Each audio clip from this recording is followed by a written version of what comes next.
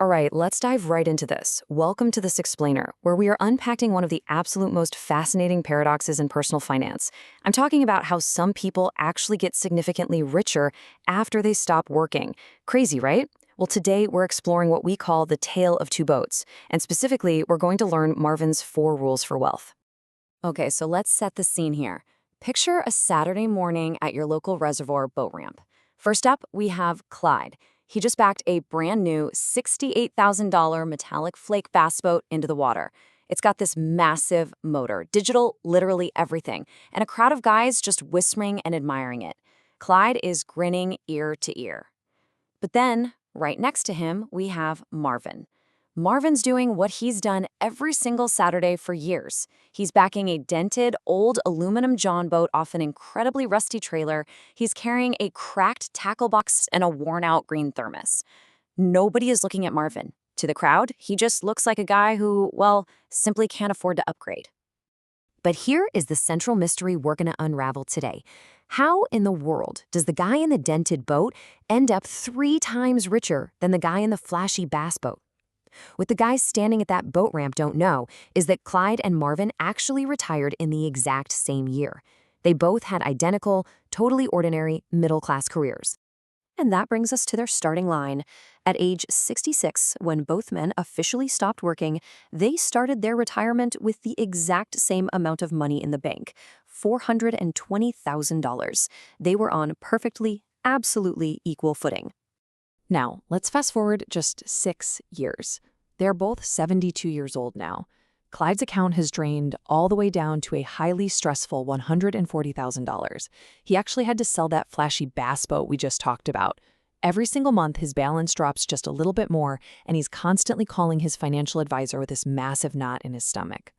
Meanwhile, let's check in on Marvin. His balance at that exact same age sits at nearly $490,000. His money didn't just last, it actually grew. It went up after his paycheck stopped, all while he was out on the water, seemingly doing absolutely nothing. The man everyone felt slightly sorry for now has more than 3 times the wealth of the man everyone envied. Now, what's really interesting is the financial foundation beneath both of them. Because, you might be thinking, well, Clyde just had higher living expenses he had to cover. But actually, no. Both men had an identical safety net. Between Social Security and modest pensions, they both received a guaranteed $4,200 a month. Because their normal spending was around $6,000, this guaranteed floor covered roughly 70% of their lives. So the crucial point here is that neither man was forced to sell their investments just to buy groceries or keep the lights on. The floor was exactly the same. So what on earth separated them? It all comes down to 4 distinct rules Marvin followed. So let's look at the first one.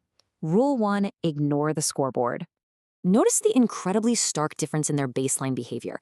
Clyde spent his whole life trying to win on the silent scoreboard of social comparison, right? The new truck, the remodeled kitchen, the lake house. When he retired, his baseline spending went up because he felt like he had quote-unquote earned it. But Marvin realized decades ago that the scoreboard is rigged. People don't care about your stuff. They honestly only care about themselves. So Marvin simply opted out. He lived in the same modest house, drove his truck until it was paid off and just kept driving it, and kept his old boat.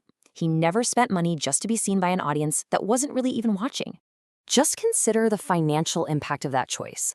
The average American household pays a hidden status tax of $4,000 to $6,000 a year on things bought mainly to impress others.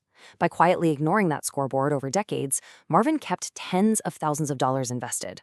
To the outside world, Marvin looked cheap, but in reality, he was incredibly free. Which brings us to a lesson that costs people the most. Rule 2. Do absolutely nothing. Let's see how this plays out during a crisis. 2 years into their retirement, the market crashed. We're talking the kind of drop that leads the evening news. Step 1, the market drops. Step 2, Clyde panics. Because he's watching his screen every single day, fear just takes over and he sells everything, moving to cash to feel safe. But step 3, the market recovers, as it historically always does. And by step 4, Clyde buys back in, but he's way too late. He essentially made his temporary losses permanent. Marvin, on the other hand, because his guaranteed floor covered his needs, he didn't have to sell a single share to eat. He just filled up his green thermos and went fishing. He literally did absolutely nothing. And because he stayed fully invested, he caught the entire rebound. That beautifully sets up our next lesson. Rule 3, stop tinkering. Compare their daily routines for a second. Clyde is busy. He checks his app daily, he chases hot funds, he reads newsletters, and shifts his strategy constantly. He really thinks he's being a responsible, engaged retiree. Marvin checks his accounts maybe twice a year and just lets his boring, low-cost funds sit totally untouched. So the crucial takeaway is that every time Clyde chases a new hot stock, he resets his compounding clock. He pays fees, pays the spread, and essentially starts from zero. Marvin never reset his clock once. What looks to the outside world like pure laziness was actually a brilliant strategy to protect his money from the most dangerous person in the room, himself. All right, now let's explore Rule 4. Think in decades. The psychology of money heavily relies on time horizons. Clyde's time horizon was shrinking fast.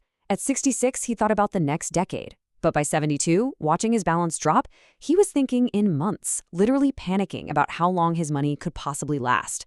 A short horizon makes you do short horizon things, right? You sell in a panic, you grab at the money. Marvin made a huge psychological shift. He stopped seeing the money as just his to use up and started seeing it as a legacy that would outlast him, money for his kids and grandkids. This stretched his horizon to 40 or 50 years, giving his money a massive, massive runway to keep growing. There is a really powerful psychological truth to remember here. The tightest grip loses the most, the open hand keeps more. It's like sand, right? By thinking the money wasn't really his, Marvin spent less and clutched at it less. Clyde squeezed so tightly out of sheer fear that it slipped right through his fingers even faster. Okay, now for the big reveal. Because knowing those 4 habits still doesn't fully explain the math of how Marvin's money just exploded, we need to look at the engine that powered all of this, the compounding tail. The data on median net worth is absolutely staggering. Generally, the national map shows net worth peaks between ages 65 and 74 at around $49,900, and then it rapidly declines. But for households that make it to that 70 to 74 range and simply keep their money invested, their median net worth doesn't fall. It climbs to an incredible $438,700. Compounding does its absolute heaviest lifting at the very end of the curve. It lunges. Because Clyde panicked and spent and tinkered, he essentially walked out of the marathon at mile 24. Marvin stayed in the race and let the compounding tail work its magic. So let's summarize Marvin's genius by costing out his societal flaws. People thought he was cheap, but he just never spent to be seen. They thought he was asleep at the wheel, but doing nothing in a crash was a masterclass in discipline. They called him lazy, but he was just leaving good things alone. And they thought he was ignoring reality, when in truth, thinking in decades was the clearest view on the whole lake. And this brings us to a really profound realization. The wealthy years come after you stop trying to get wealthier. Now, a quick honest caveat here. If you don't have that guaranteed floor from Social Security and pensions to cover basic bills, or if you are facing heavy debt or medical costs, you might genuinely need to draw on your portfolio early, and that is a totally different reality. But for everyone else, if your basics are covered and you're still obsessively checking your accounts and trying to impress the neighbors, you are interrupting the very process that builds wealth. Inaction and getting out of your own way are for sure the true paths to retention. Which leaves us with one incredibly important question today. Are your last few years looking more like Marvin's or Clyde's? Take a hard look at your habits, because the best time to switch boats is right now. But what if your retirement is still decades away? How do these rules apply when you're just starting out? Well, that's a compounding mystery for another day. Thank you so much for joining me for this explainer, and I'll catch you next time.